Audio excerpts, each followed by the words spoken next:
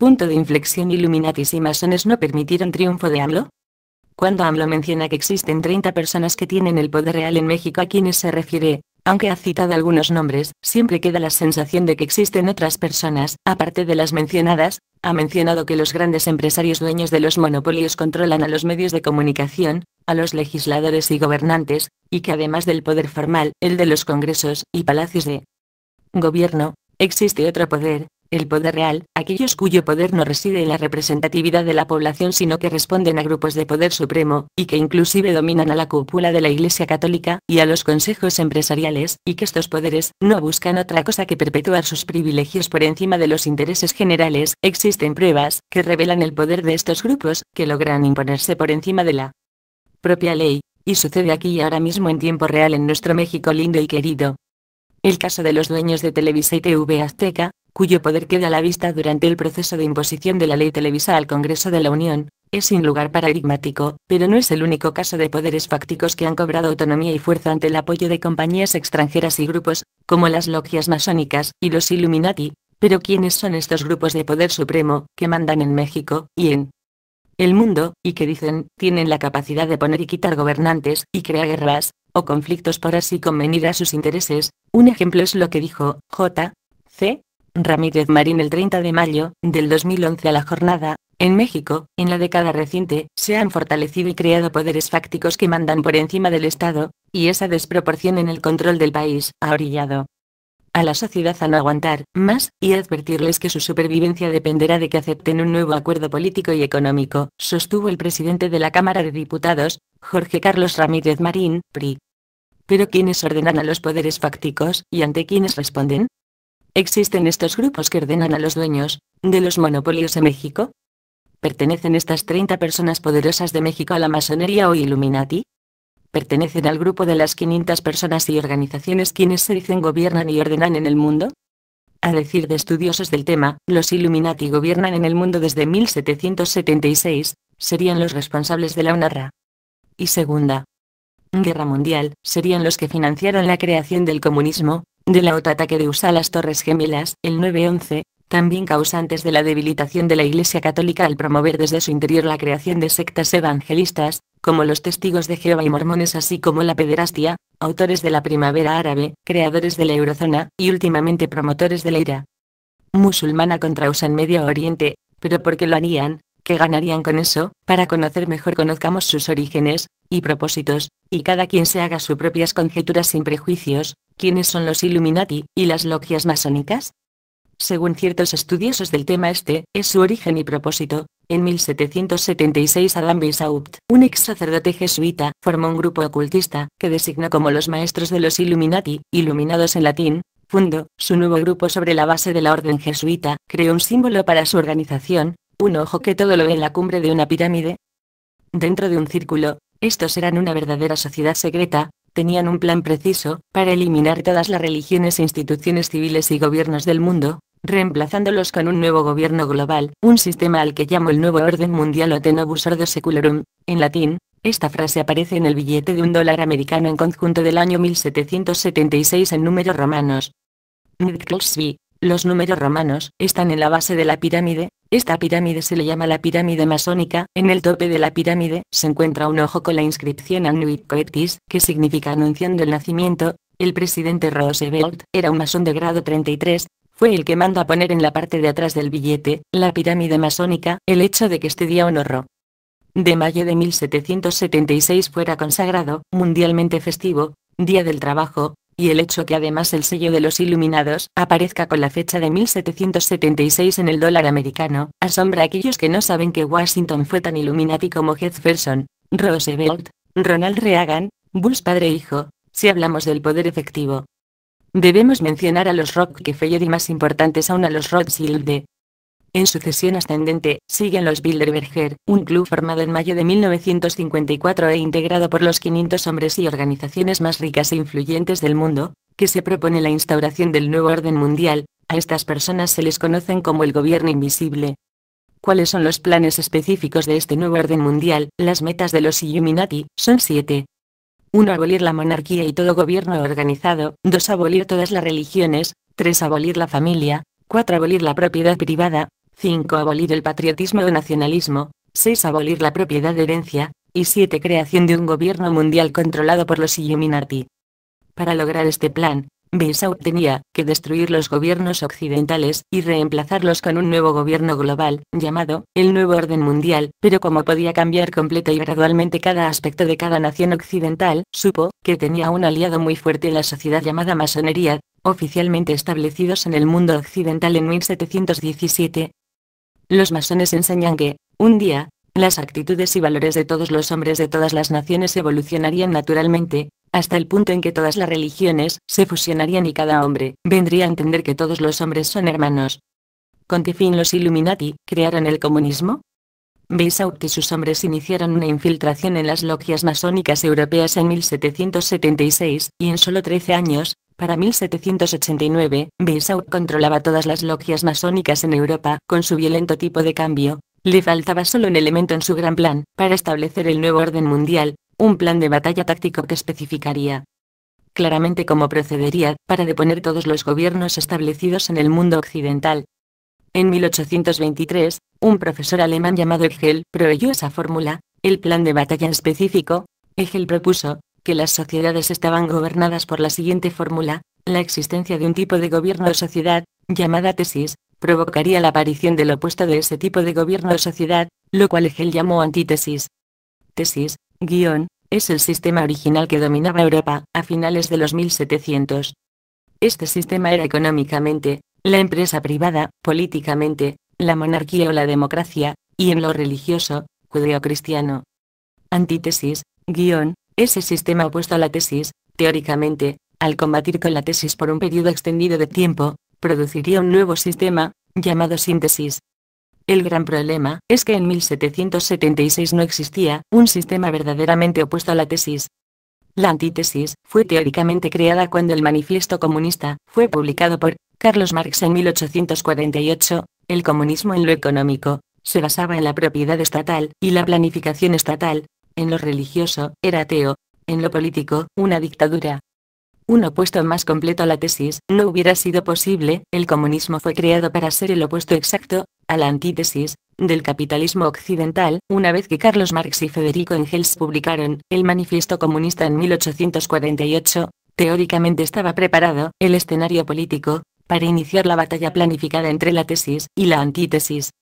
Síntesis: se planea que la síntesis sea en lo económico, fascista, donde los medios de producción y la distribución de bienes están en manos privadas, pero el gobierno dicta cuánto se produce y cuántas compañías pueden elaborar el mismo tipo de producto. Se planeó que la síntesis fuera oscurantista en lo religioso, lo cual es el híbrido entre la tesis judeo-cristiana y la antítesis atea, claramente.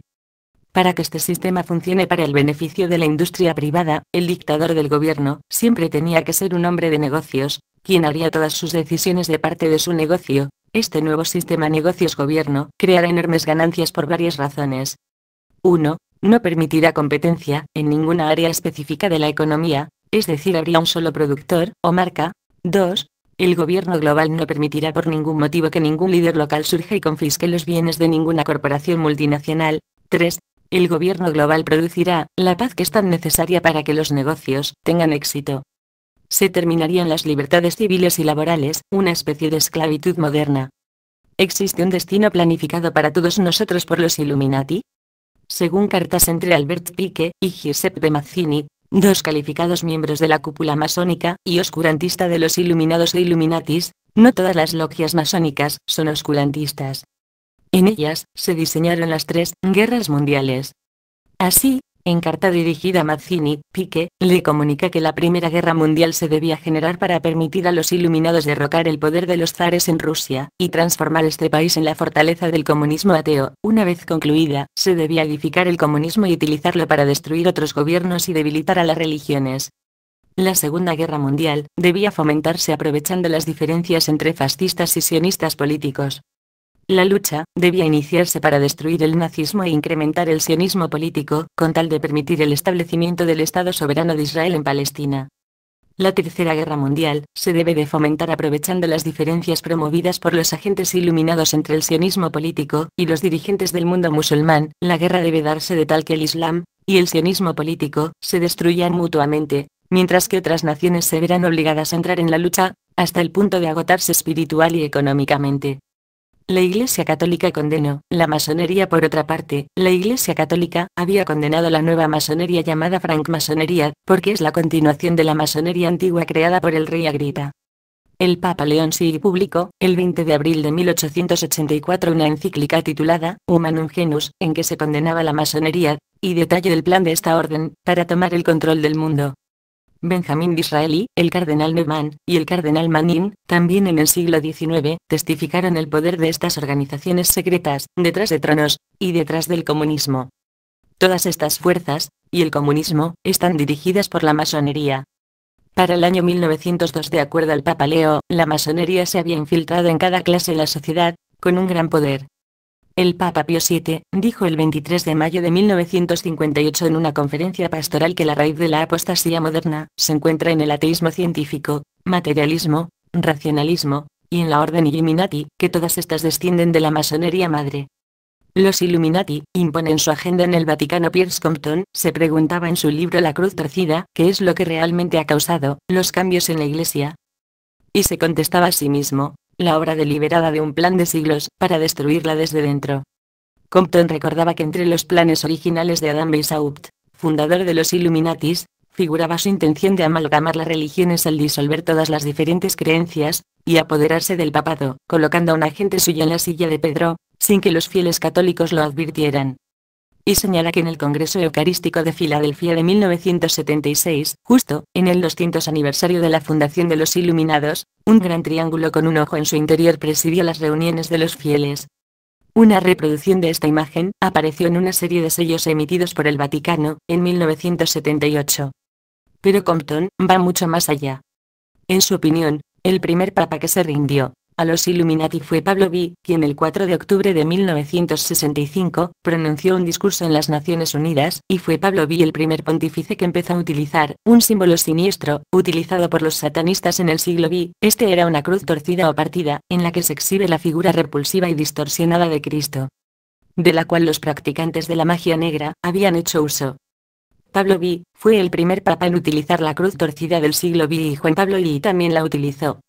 El 14 de agosto de 2004, Juan Pablo II visitó Lourdes. En ese viaje, tuvo ocasión de entrevistarse con el presidente de Francia Jacques Chirac, el cual pronunció algunas frases, tales como: Francia y el Vaticano coinciden en la afirmación de una conciencia universal en defensa de los valores de paz, libertad y solidaridad, y en el combate por un mundo que coloca al hombre en el centro de todo proyecto. Pero más espectaculares resultaron las palabras del Papa: la Iglesia Católica desea ofrecer a la sociedad su específica contribución en la edificación de un mundo en el que los grandes ideales de libertad, igualdad y fraternidad puedan constituir las bases de la vida en la búsqueda y en la promoción incansable del bien común.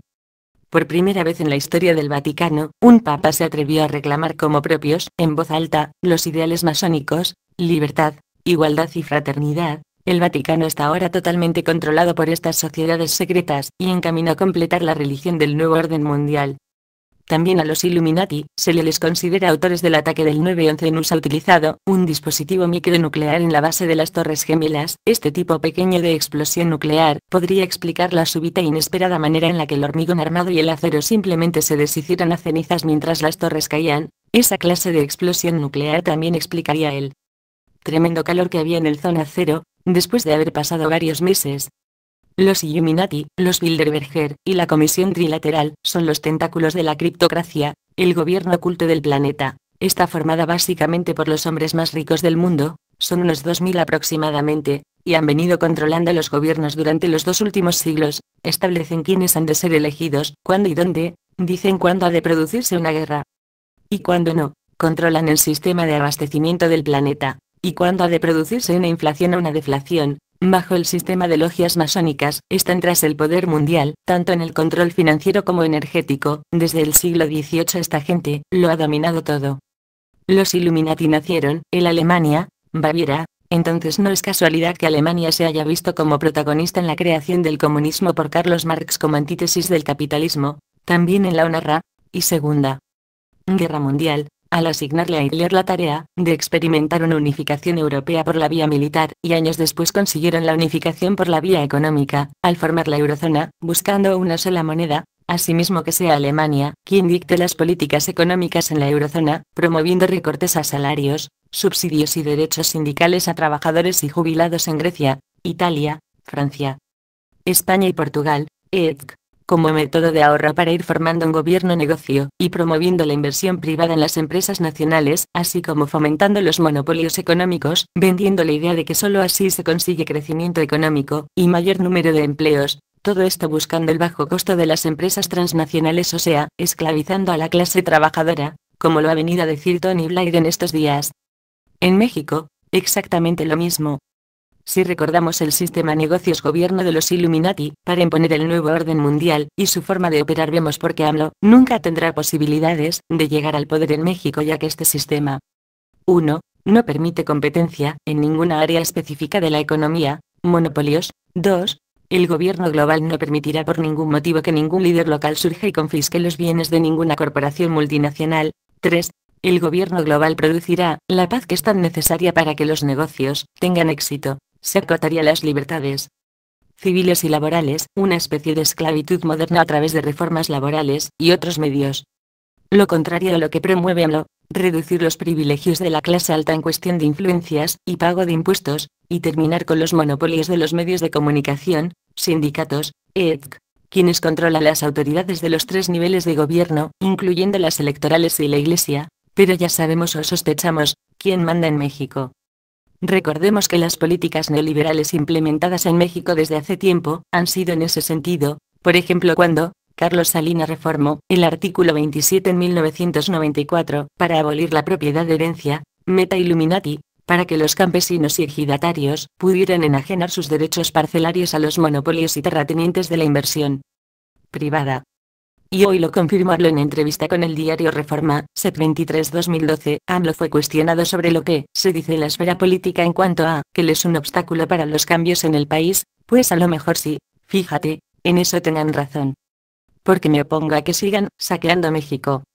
Porque la política económica neoliberal que han aplicado no es más que eso, es transferir bienes de todos los mexicanos a un grupo.